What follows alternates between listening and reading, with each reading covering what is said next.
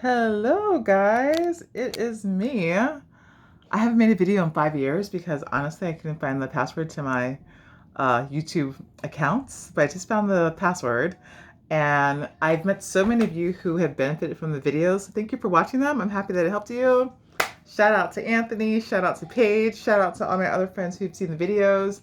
I'm happy that they're helpful. And now that I have the password, now that I have recovered the password from this YouTube channel, I decided that it was time to make more videos because there's so many other things I want to say regarding moving to Naples, NSA Naples specifically, especially if you're a civilian. So here I am to make more videos to enlighten you and to help you, because going to NSA Naples should not be so hard. It shouldn't be such a challenge. It shouldn't just be, because sometimes it can just be so overwhelming. And I don't want you guys to feel like that. So I'm back to help you. Like always, if you ever need help, feel free to email me. So today's video, I have notes to make sure I don't miss anything, okay? So this video that I'm gonna make right now is entitled Top 10 Things to Do After You Receive Your Visa Red Passport. So if you've applied for your Italian visa, you have it. The Italian visa is probably in your tourist passport, your blue passport. And then you have to wait for your diplomatic or, your government passport, which will be maroon, right? You cannot go to Italy unless you have both of these, okay? The maroon passports and the visa. Now that you have that, you probably have your PCS orders. Now things are official. Now it's like, oh my gosh, now I need to really start getting ready to prepare for my trip to NSA Naples. So these are the top 10 things, and I hope it amounts to 10. I don't know if I really counted it to make sure that it's 10, but you get the point. Top 10 things you need to do now that you've acquired your visa and your maroon passport. So number one, think about your HHG and your unaccompanied luggage. The best way to think about this is HHG is the stuff they're going to ship over the water, right? Over the oceans. Do you really need that stuff? Yeah, you need it, but how important is it to you, right? If you're right now, we are in January 2025. If you send your HHG, you're probably not going to get it until probably like March if you're going to Naples soon. So, you do need some winter clothes because Naples does get colds, right? So the point is you have to think about what you're sending. So you're probably sending bedroom sets, furniture, big themes, clothing, lots of your clothes. Yeah, send a lot of that in HHG, right? That's the stuff you don't need immediately.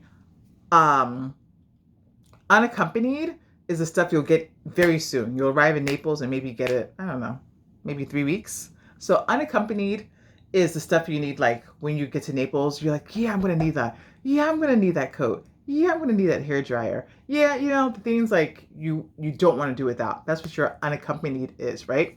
So you get your HHG, which is going to be shipped. You're getting in Naples maybe 2 to 3 months after you arrive.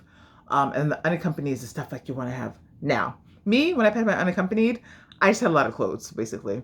Clothes, shoes, maybe some things for my nails, things like that. That's why I put in my unaccompanied. I remember having a Pyrex box. Pyrex, the glass containers. I don't know why, but I remember shipping Pyrex.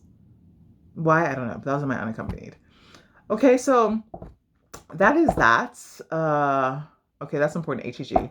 So number 2, make sure that you install WhatsApp on your phone. WhatsApp, let me spell it for you. WHATSAPP. On most phones, it kind of comes with phones now, from what I've seen on newer phones. But if not, you need to download WhatsApp, okay? WhatsApp is a texting tool. In Europe, everyone uses WhatsApp, okay? It's a way to communicate. You can do video, you can do text messaging, you can send messages, you can do group chats. It's a chatting application that everyone uses in Europe. So you must install WhatsApp on your phone, no matter what. You have to please put WhatsApp on your phone, because when you get to Italy, Italians are communicating via WhatsApp. So you must put it on your phone. Number 2, what does that say? Oh, make sure you have Google Chrome on your phone, because say you come across something that needs to be translated, a website. Not all websites translate, but Google Chrome will always translate foreign texts, foreign websites for you. So if you have Google Chrome on your phone, you can always click a button that will say translate to English. That's been a lifesaver, Google Chrome. Okay, so number 1 was HHG, unaccompanied, making sure you understand the differences between that. Number 2 is WhatsApp. You must install WhatsApp on your phone. You must. Okay. And then part of communications is knowing that Google Chrome will translate websites for you in English. Okay. Now, let's do the second one, banking. How are you going to bank? Well, I don't really care how you're going to bank. This isn't about how you're going to bank, but you need to think about foreign transaction fees, okay? When you come to Naples or you go anywhere in Europe, when you use your credit card and sometimes even your debit card to buy something, they will charge you foreign transaction fees, okay? And this can range from, I don't know, maybe $3 to 5, 6, 7, 8, 9, $10. It just depends on your bank, okay? So you might think it doesn't add up, but it does. If you go to the ATM machine and you take out money, your bank might charge you a foreign transaction fee, okay? If you're using your card to buy something in Naples, Europe, they may charge you a foreign transaction fees, and these fees add up. So before you come to Naples, make sure that you have a card that does not charge you foreign transaction fees. Personally, when I came to Naples, I got an account with Fidelity because Fidelity does not charge foreign transaction fees. And Fidelity is not the only bank that doesn't charge foreign transaction fees. I think Charles Schwab had one where they weren't charging foreign transaction fees. Look into it. Do what works best for you. But I had I purposely got a Fidelity card so that I would not have to pay foreign transaction fees. Trust me, you're gonna want that. Get a card that does not have foreign transaction fees. Do that before you leave America. Okay. Exchange rate. What number is this? One, two. I guess let's just call this number 5.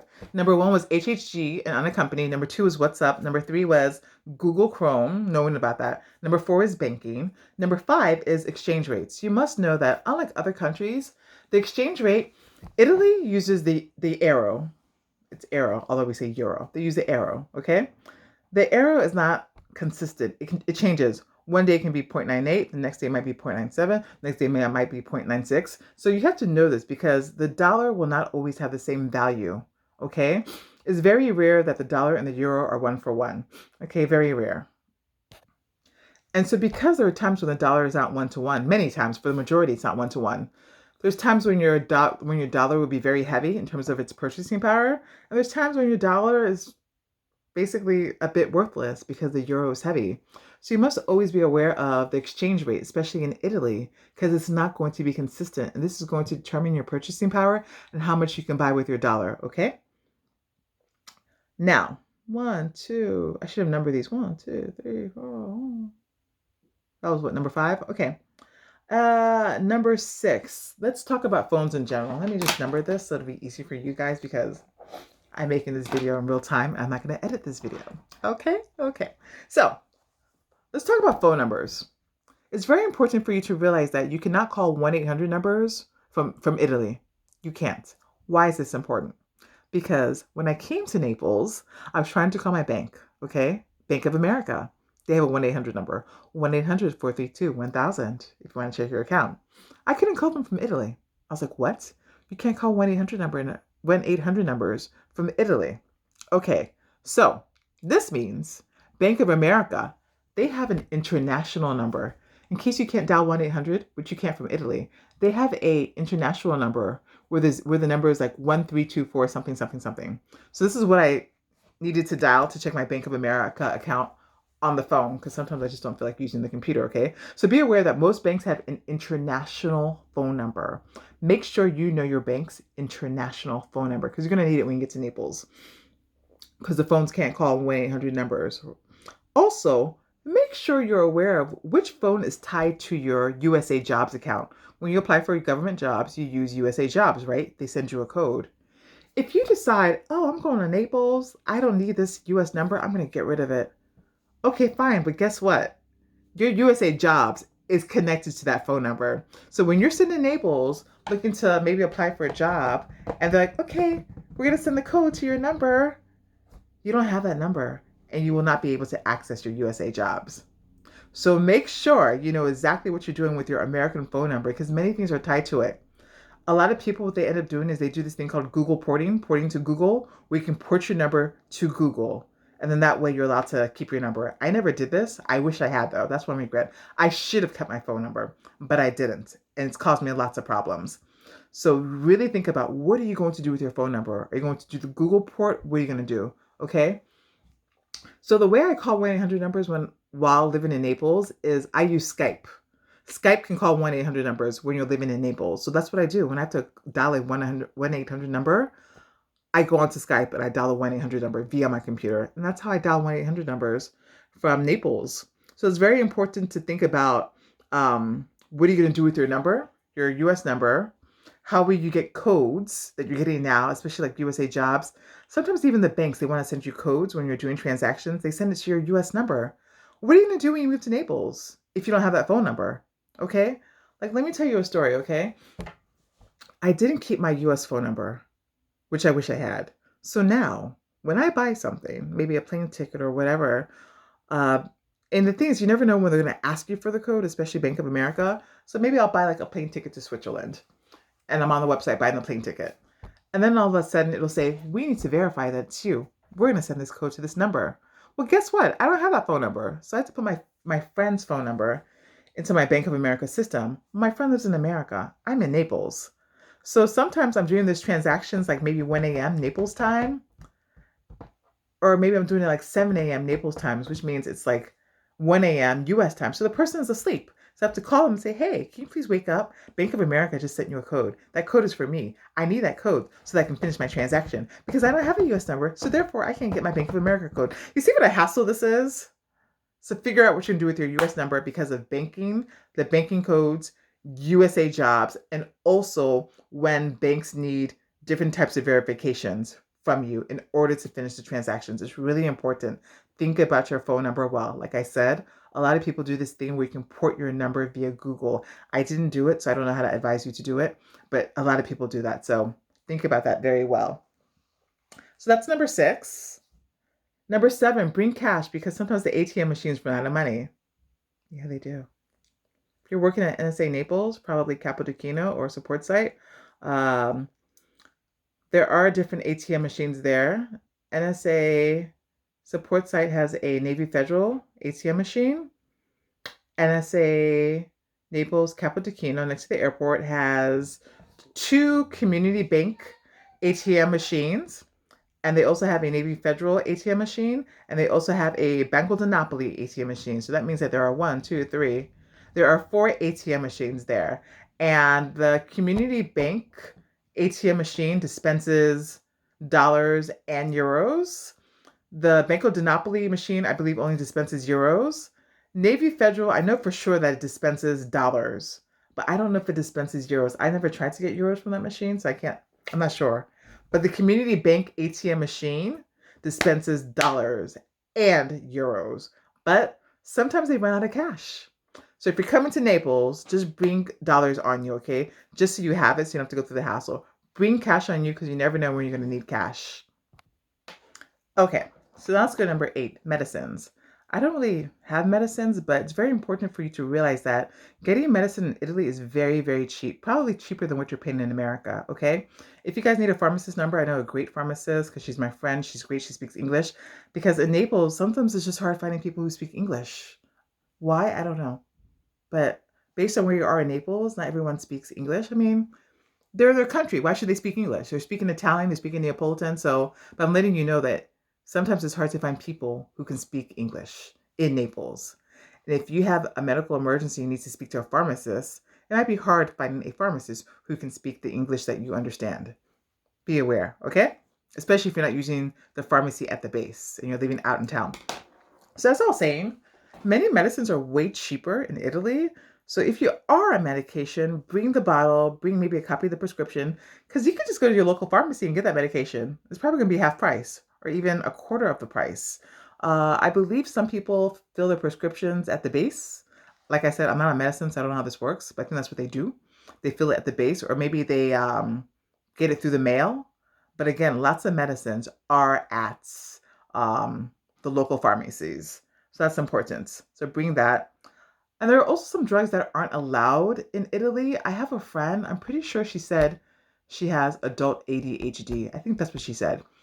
And because she has adult ADHD, I think she said ADHD isn't recognized in Italy, or either that or that they don't have ADHD drugs in Italy, something like that. But remember, she told me that she cannot get her ADHD drugs in Italy. So I don't know how she gets them. Maybe she goes to the base pharmacy since it's American and maybe they can get her the drug that she needs.